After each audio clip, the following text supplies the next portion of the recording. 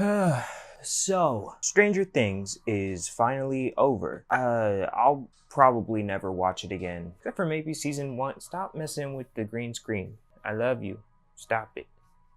Okay. Except for maybe season 1. That way I can pretend it ended there before all the nonsense. Like, love you Max, love you Eddie, love you Mind Flare, but this shit should have been over when it began because everything we got after was more disappointing than interesting. Like, I guess the Duffers planned it out from the beginning, or whatever they want to have us believe. But after the first season, they were so clearly riding by the seat of their pants. So much shit got forgotten or left out for the sake of whatever story beat they were trying to push, which made so many moments empty of any importance other than spectacle or to push a mediocre plot along. I don't hate the show though, even though it may sound like I do. There were elements I found intriguing about it, and there were lots of great performances and scenes among all the dog shit. About half the cast I actually loved watching. Seeing so many of the actors go on to do bigger and better things with their careers because of this show has been really cool to see. Like Sadie Sink and Caleb McLaughlin, or however you say his last name. Yeah, like they're gonna be stars. I love them. I also really love the set design and the creature design. Like the Demogorgon is basically a humanoid flower that will eat you. That's fucking cool. And the Mind Flare throughout the show, and even though it's just like usually like a smoke, except for that one time in the mall when it was whatever that was. And then you get the finale episode where you got a fucking kaiju spider. That shit, I like the Mind Flare. I like how it looked. Yeah, it was CGI, but I fuck with it. I don't fuck with how they defeated it by just throwing some Molotov cocktails and some shotguns at it and stabby and whatever the hell. The thing was about as big as Godzilla, and a bunch of teenagers killed it.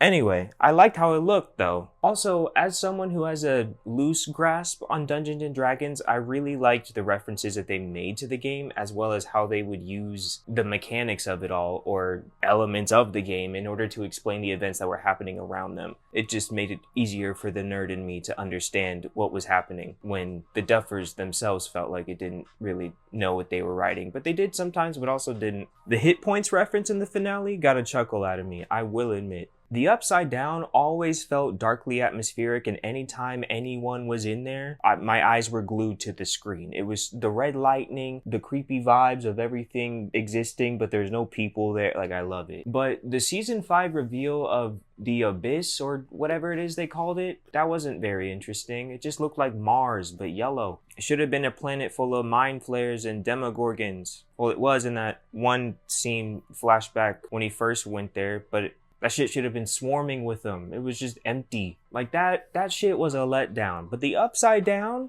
cool as fuck. Even the reveal that it was a wormhole, and then getting like the whole backed out visualization of, you know, the planet at the abyss, and then the real world, and then that was so fucking cool. That looked great. I loved that. But like the planet that was coming down, whatever, all that lived there was the Mind Flare, and I still don't really know what that is. The set design for the Upside Down, the set design for Hawkins in the 80s, love that shit. Fucking love that shit. Very well done. And the emotional connections between the characters, God, they are so well written when the Duffers actually choose to give a shit. We've all seen this a million times by now if you've seen any post about the show or anything, but the Duffers really struggle with balancing all of the characters' relationships and all of the dynamics that the Duffers themselves set up for us to explore. So many of them just get left to the wayside, or a generic off in the sunset, or just don't show up again.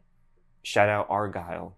Like, especially with how often random new characters are added to the show just to be killed off later in the season. And then you got the whole thing of Mike and Nancy never speaking to each other again until season 5, after they had a whole scene saying that from now on they won't keep secrets and they will tell each other everything, and then proceeded to never speak to each other again. That was an emotional moment for the two of them, and I would have loved to have seen their sibling relationship progress as the show went on, but no, let's give more screen time to the Zionists. Steve and Dustin's relationship is one of the cutest bromances ever put to screen though. Like, I fucking love them. Deciding to put them together in season 2 or 3, or whatever it was the best choice that they ever made in this show. However, as I said, I love Eddie, but Steve should have been the one to die to the Demobats in season 4.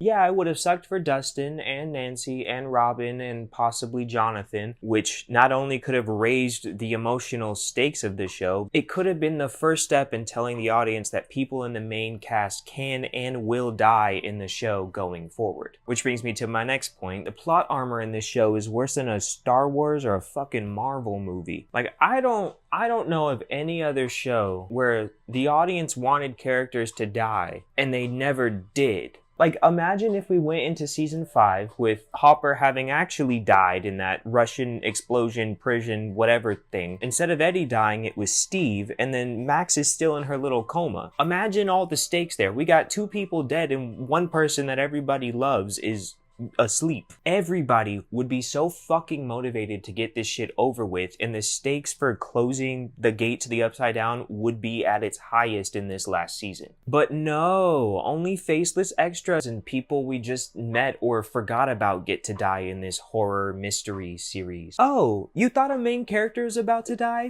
No, silly. We'll set up a scary moment, just a cut to black, only to cut back and show you that the thing that you thought happened did in fact happen, and the thing you didn't want to happen that should have happened didn't happen because we're too scared to make it happen. Because that would actually be good writing. Because why subvert expectations when you can meet them? Fuck! Y'all should have killed Steve. Everybody would have hated it. I would have sobbed, and it would have been the best moment in the fucking show. I do not care that Jonathan grabbed his hand at the last second and saved him for his fuck-ass little love triangle with him and Nancy. I don't care. Bitch, the world is about to end and you're doing this now? Look at what you see. Oh, it appears that's what the Duffer Brothers are best at. As far as Vecna is concerned, I never really gave a fuck. I never cared to learn his motivations or his backstory or anything, cause he was never that interesting as a protagonist. He's just a slimy dude with some tentacles that has a voice that sounds like he clearly has prosthetic teeth on. 11, come here. You will be my... Yes, I am Vecna.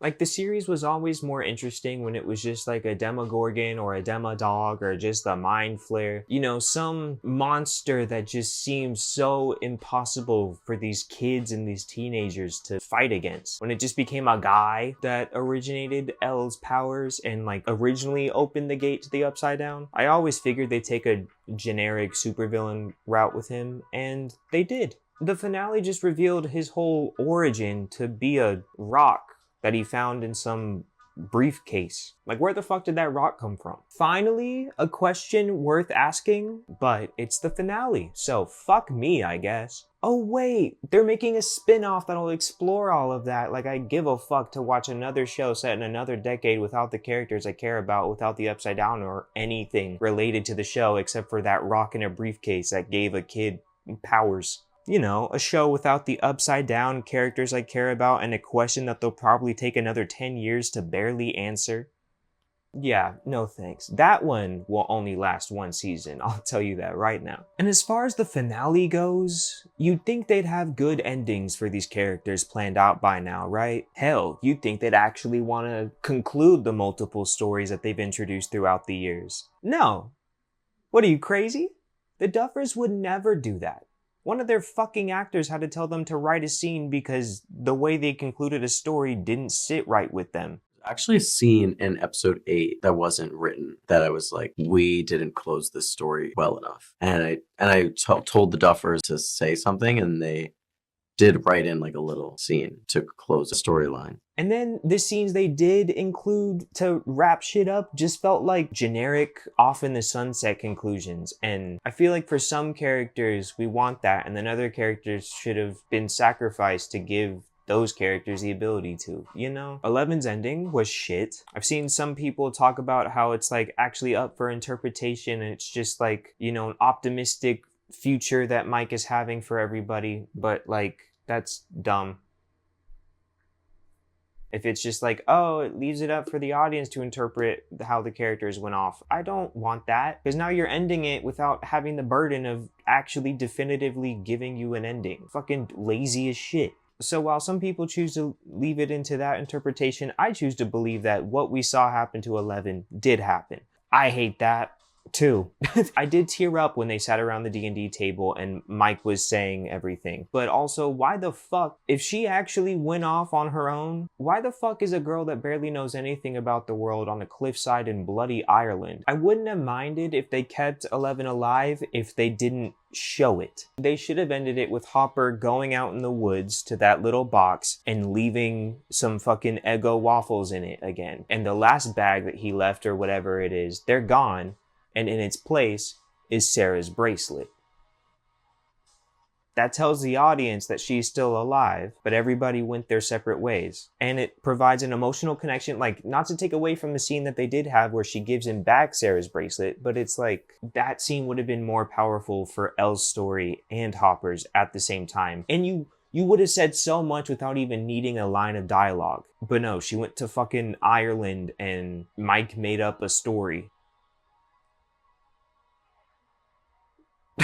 Okay. See, I just came up with that in like 5-10 minutes. And the Duffers had 10 years and put her on a fucking cliffside in the middle of nowhere. Like, what the fuck? So, as you can tell, I'm definitely leaning more towards worst show ever than best show ever, but it is by no means terrible. It has its moments, and it has a budget and a cast too big for itself. All aspects of horror went out the window after season 1. It was never really scary after that point, and just more of a thriller, mystery, action thing. It just became a generic moneymaker that played it safe rather than taking the risks that its audience wanted it to make and the risks that it should have made in order to make it one of the best shows of all time. Stranger Things was on track to be one of the greatest TV shows ever, and I believe it could have remained there and actually developed a really big cult following if it just stuck with season 1 and only one season. While yes, many people watched it and many people like it through and through, I always kept watching just hoping that it would find itself again. And it would meet those reasonably high expectations that it set for itself and the audience came to expect after that first season.